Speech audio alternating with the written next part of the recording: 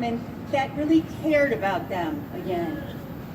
And I wanted a government that cared equally about all the people of our state, irrespective of income, race, geography, religion, national origin, sexual orientation, or gender identity. We are all Michiganders, and we are all entitled to equal protection under the law. Every one of us, no matter who we are, with the belief and understanding that the wealthiest CEO from the most powerful corporation doesn't deserve any more rights than the smallest child in the poorest neighborhood. Yeah. Dignity, respect, and recognition of one's basic humanity. That's not too much to expect from our elected leaders, right? At least I don't think it should be. John Wesley said it best. Do all the good you can, by all the means you can, in all the ways you can, in all the places you can, to all the people you can, for as long as you ever can. That's what I would like to use the office of Michigan Attorney General to do. Just to help as many people as I possibly can for the time I have there. To use all the power and all the authority and all the resources just to help as many people in this state as possible. Now, I'm not always going to succeed.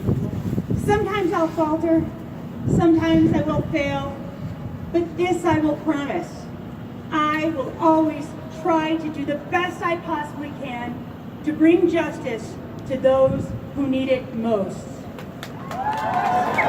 Yeah. So, thank you to my beautiful family. Thank you to my wonderful sons, Alex and Zach, who have endured a lifetime of being made to wear terrible matching t-shirts. And in the blink of an eye, turned out to be really amazing young men and wonderful people. Thank you to my beautiful wife, Alana, who has stood by me through all of my greatest triumphs and my worst hair days. Thank you to my grandparents, who escaped the horrors of war and somehow ended up in Detroit, where they proved Michigan was a place where even for penniless immigrants who spoke no English and possessed no skills or education, that their granddaughter could grow up to become the top lawyer in a state of 10 million people. I will do my best each and every day to make you proud and to honor your memories.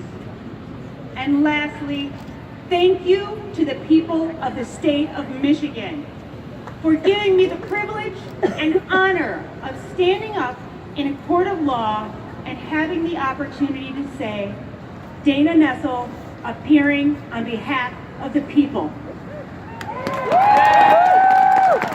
I will never forget why I am there or who I am there to represent. Thank you very much.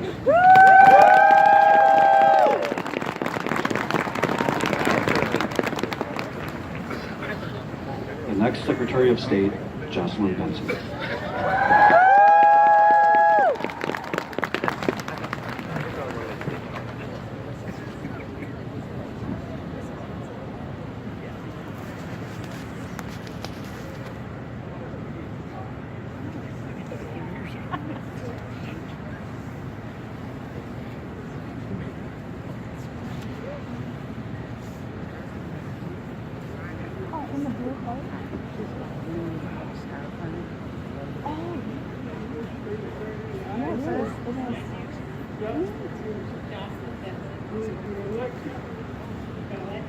As the Secretary of State of the great state of Michigan.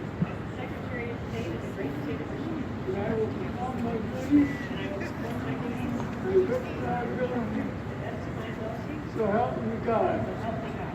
Congratulations.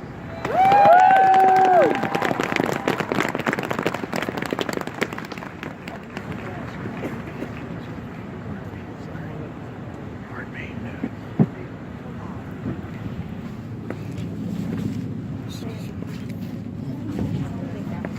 Lieutenant Governor elect Gilchrist, distinguished officials and leaders on this morning's dais, to my fellow constitutional officers, members of the state legislature, to Judge Damon Keith, Who you with? family, friends, and other distinguished guests. It is a new day for democracy here in the state of Michigan. I got my eyes. I began my career in Montgomery, Alabama, investigating hate groups and hate crimes throughout the country. And it was there, standing at the foot of the Edmund Pettus Bridge in Selma, where I was instilled with a deep commitment to do everything I could wherever I was to continue the work of those leaders in 1965 who sacrificed everything to protect our sacred right to vote.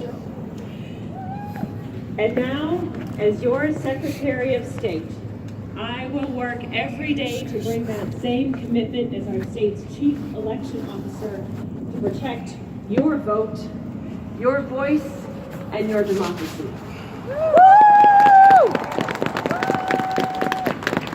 And I am ready. I am ready to work to make us a national leader in fair and accessible elections, to ensure that our legislative districts are drawn by citizens in a nonpartisan manner.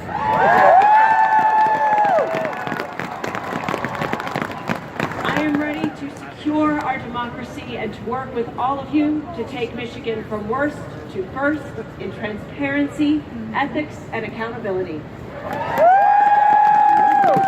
I'm ready to instill a new standard and expectation for excellent customer service in our state government, because every person, no matter where you live in the state of Michigan, deserves to get in and out of our branch offices in less than 30 minutes. And I stand here before you today as a military spouse ready to help ensure our government works to serve and protect our military service members, families, and veterans, just as they have worked to serve and protect all of us. Greatest honor of my life to stand before you now as Michigan's 43rd Secretary of State. I am grateful for your trust and your support, and I am ready to work as hard as you do every day in my service to you and to the interests of our state, our people, and our democracy. Thank you.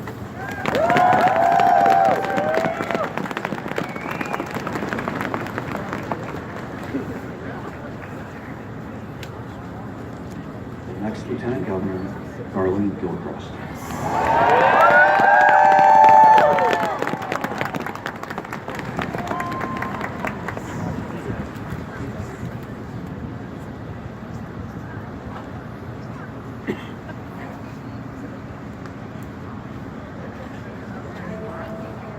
I do solemnly swear to support the Constitution of the United States and the Constitution of this state, and that I will faithfully discharge the duties of the office of Lieutenant Governor according to the best of my ability. So help me God.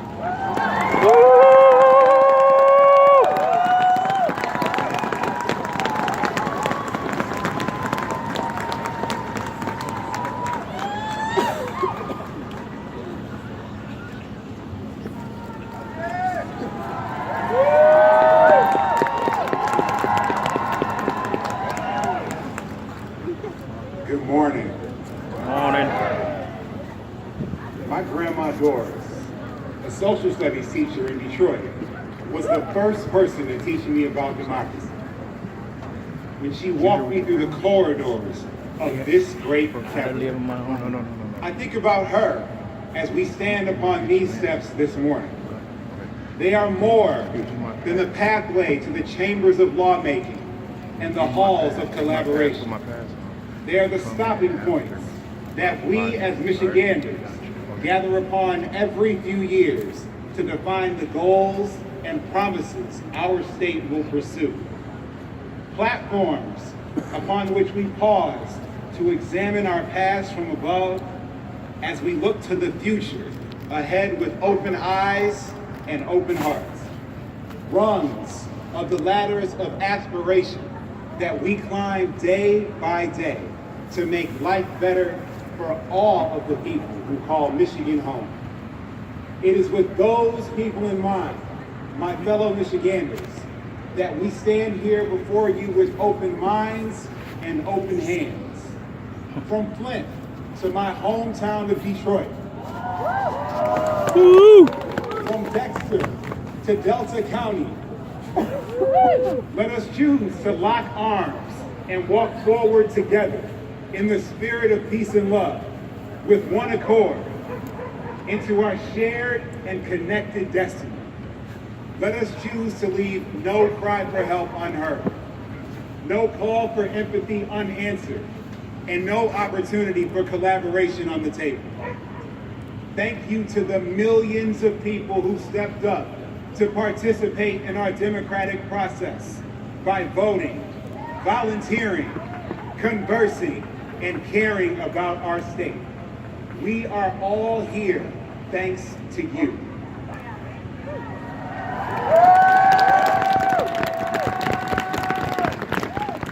We do not ascend these steps alone. We are lifted here by the visions of indigenous people, immigrants, and travelers who planted the seeds of the future in our fertile soil, giving rise to the bounty, beauty, and innovation that set our state apart. Lifted by the dreams of grandparents like mine who migrated here from Alabama and Arkansas and all across the world in search of opportunity. Lifted here in Michigan, where they came and found our pleasant peninsula that marks God's handprint on our planet. Lifted by the sweat of parents like mine, who, as the first of their generation to go to college, sacrificed to make real the promise of a middle-class life that could position their only child for success.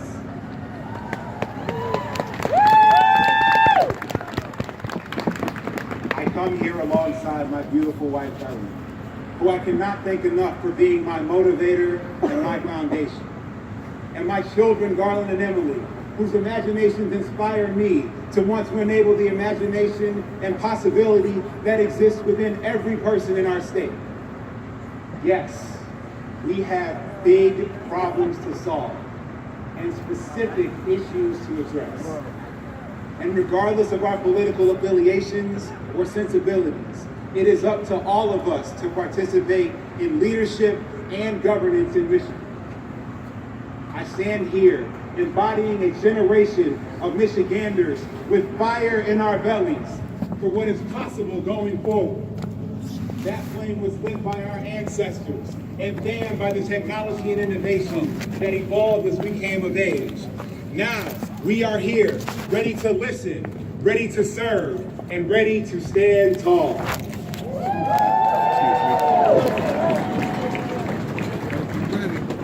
Today, as every Michigander repositions our hands on the arc of history, let us remember that the strongest bridges that connect us are rooted in equity, justice, and honesty.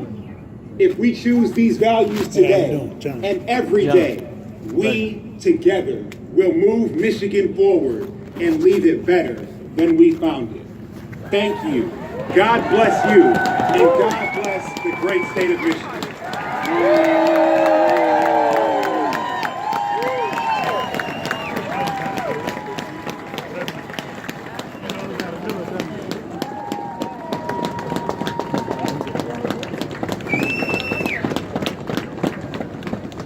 Please welcome Bridget Bonds of Flint.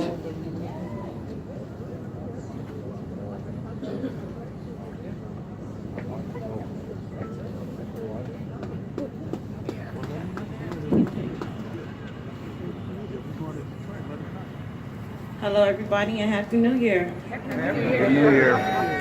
It is truly an honor to be here today. Again, my name is Bridget Bonds. I'm a resident from Flint, Michigan. And I actually met Miss Gretchen back in March 2018. She was there visiting the Detroit Children's Hospital during the reading awareness. And at that time, my son Corey was having surgery on his spine. And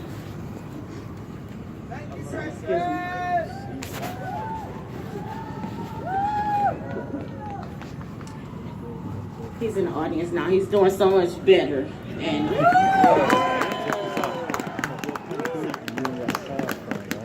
but she was there, and of all the registered voters in the room, I can remember her going up to my son and asking him what would he like to see change from the new governor.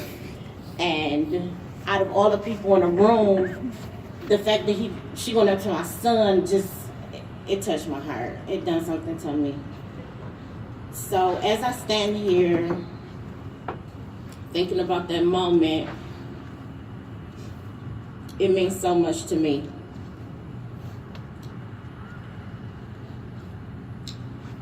And not just for me, and not just for my son, but for all of Michigan. At this time, I would like to also recognize my own mayor of Flint, Karen Weaver. Thank you for joining us today. Mayor Mike Duggan from the city of Detroit. Thank you for being here also.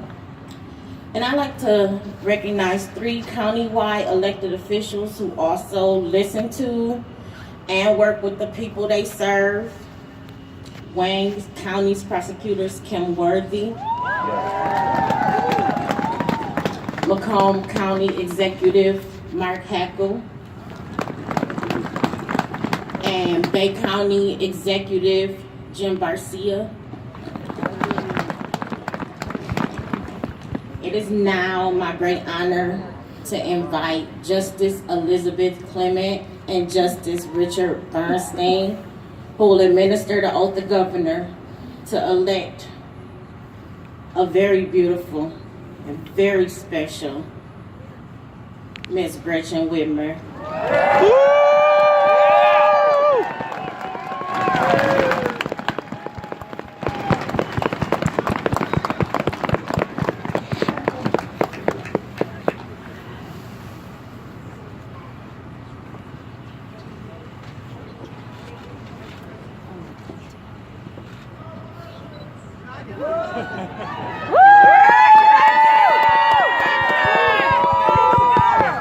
Let us find hope. Let us find joy. Let us find optimism. Today, let us be idealists. For today, we build bridges and come together as one. And it is with that spirit that I call upon my close friend, Justice Beth Clement, to administer the oath to our next governor.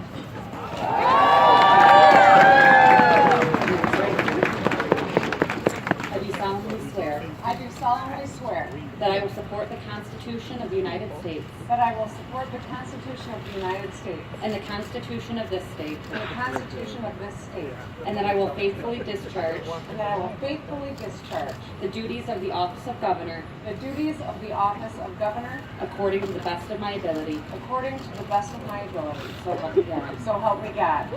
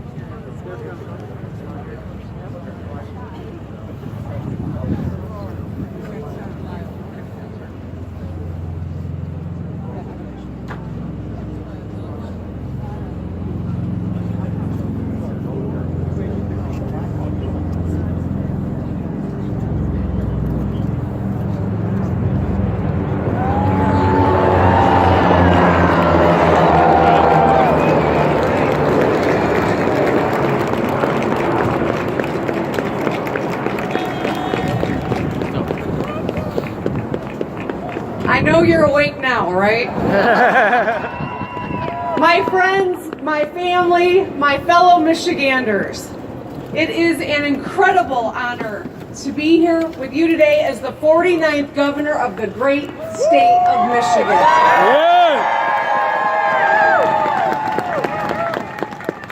I would not be here today without my family, who I've got to acknowledge. My husband, Mark, my daughters, Sherry, Sydney, my stepsons, my father, my sister, my brother.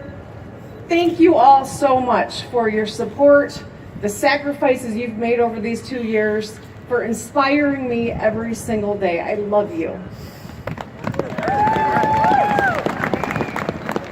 And I am honored to be joined by Governor Snyder, Governor Granholm, and Governor Blanchard. And but for the Spartans being on the West Coast and Governor Milliken not being able to join us, I know he and Governor Engler would be here too. Each of them knows the incredible opportunity and sacrifice in holding this office. And we owe each of them a debt of gratitude and appreciation for their service and for being here today. Thank you.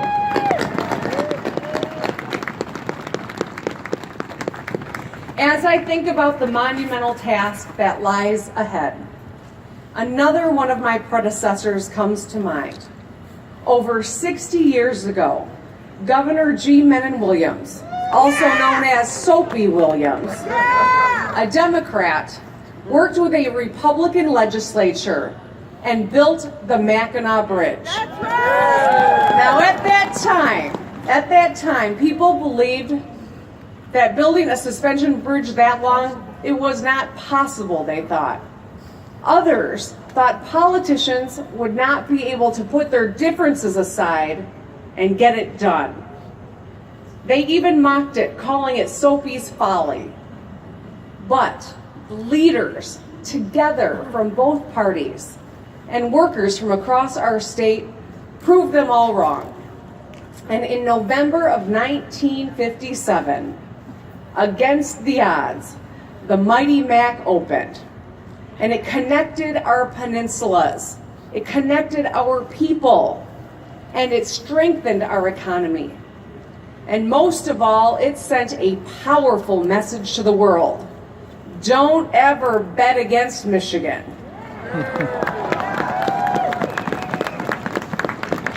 So in the spirit of that great legacy, I want to recognize the incoming legislative leadership.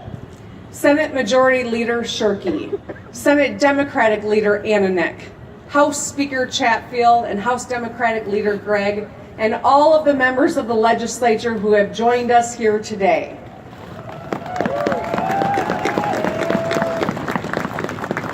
I am so looking forward to working with you over the next weeks and months and years. We may belong to different parties, but we are all here today for the same reason. We are proud Michiganders, first and foremost.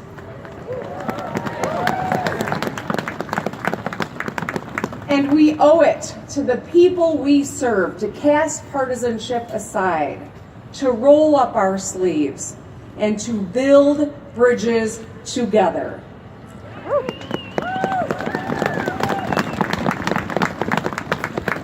I feel lucky to have called Michigan home my whole life. I grew up in Grand Rapids and learned the value of community and hard work. I got a world-class education from Michigan State in East Lansing and a law degree in Detroit. And after law school, I wanted to make my home in East Lansing, near my parents, and I knew this was the place where I wanted to raise my family. Because to me, Michigan is more than just a place. Michigan is a way of life. Up north in the lakes in summer, football in the fall, hunkering down at home in the winter, or freezing out here with thousands of your friends. And thawing out in the spring if we're lucky, knock on wood. We love our 4 seasons and our proud traditions. But of course we know what truly makes Michigan special are the people who call this state home. Our diverse cultures, backgrounds, and experiences that strengthen the fabric of our communities. From Punchki to Pasty, from Minor to Motorhead. And whether you live in Gogebic County, or Groves Eel, or Grand Rapids, all Michiganders share some same common traits that are a part of the legacy that we've inherited in this great state we call home. I'm talking about grit and humility, dreaming up something new and building it with our own 2 hands. That's how we became a hotbed of innovation and created music that moved the world. It's why Michigan will forever be known by names like Ruther and Ford and Aretha. It's why a century after we led a global manufacturing revolution, we still have the best workforce on the planet. From our farmers to our factory workers to our incredible state employees who work tirelessly to keep Michigan strong. There is no place in the world like our state, and no people in the world like Michiganders.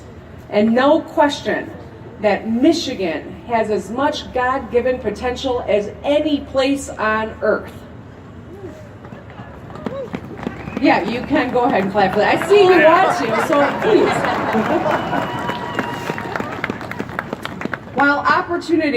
While potential is universal, we know that opportunity is not. And right now in Michigan, too few people have the opportunity they deserve. That's not an easy thing to admit, but we must be clear-eyed about the challenges we face. Now is the time to confront our problems head-on and say in one voice, let's get it done. Over the past 2 years, I traveled our state and listened to people's concerns, and the same issues came up again and again and again. My campaign slogan got a lot of attention, but the truth is I didn't come up with it. It was a working mom in a hospital in Detroit who told me, Gretchen, I just need you to fix the damn roads. I heard similar messages from all 83 counties, from Republicans and Democrats and independents. We might live in divisive times, but Michigan's problems are not partisan. Potholes are not political, or better skills, or great schools for our kids. I will be a governor for everyone.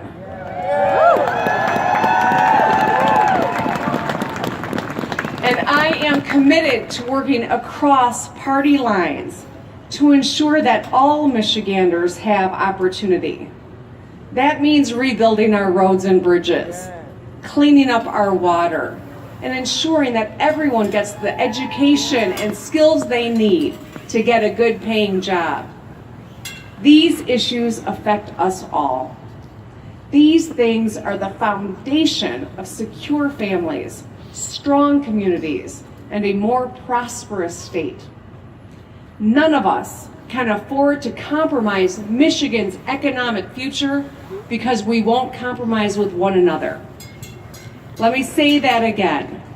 None of us can afford to compromise Michigan's economic future because we won't compromise with one another.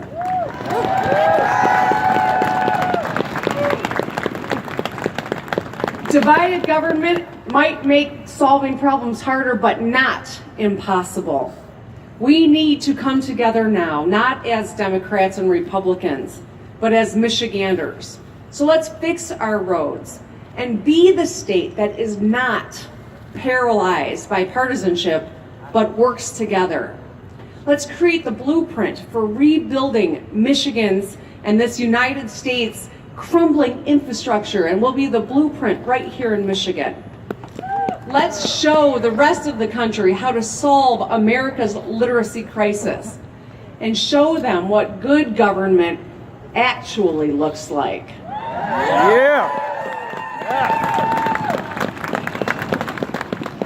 And let's build a stronger Michigan that is once again the center of economic opportunity and mobility for people around the world. I'm not saying it's going to be easy. Many will question whether or not we can protect our families and bolster our economy by fixing those roads. They may not believe that we can solve the literacy crisis, and no doubt, some are betting against us when it comes to closing the skills gap. But we are up to it, Michigan. We have always defied the odds, and we are going to do it again together. We are going to prove that our shared future is so much more powerful than the issues that divide us. If we put our differences aside and get to work, we will come back stronger than ever. So at a time when too many people want to separate and divide us by building walls, we here in Michigan are going to get back to building bridges together.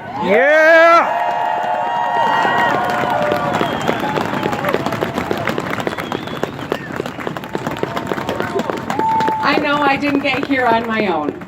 I'm here because over the past year, the people of Michigan showed up at town halls, at rallies, and in record numbers on Election Day. And I am so grateful that you did. But our work is just beginning. I'm asking that you keep showing up. Keep showing your passion for our state. Keep demanding action from our leaders. And let's join forces as Michiganders to build bridges together. Bridges over water,